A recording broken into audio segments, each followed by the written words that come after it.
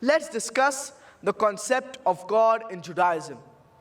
It's mentioned in the Old Testament in the book of Deuteronomy, chapter number 6, verse number 4. Shama Israelo, Adonai Eloheinu Adonai Echad. Hear, O Israel, the Lord our God is one Lord. Further, it's mentioned in the book of Isaiah, chapter number 43, verse number 11. I am God, and there is no Savior besides me. It's mentioned in the book of Isaiah, chapter number 45, verse number 5. I am God, and there is no God besides me. It's mentioned in the book of Isaiah, chapter number 46, verse number 9. I am God, and there is no one like me.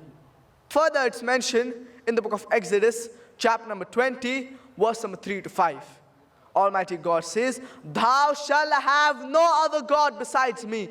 Thou shalt not make any graven image of any likeness of anything in the heaven above, in the earth beneath, in the water beneath the earth.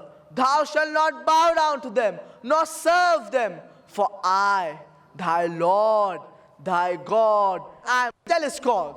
A similar message is repeated in the book of Deuteronomy, chapter number 5, verse number 7 to 9. Thou shalt have no other God besides me.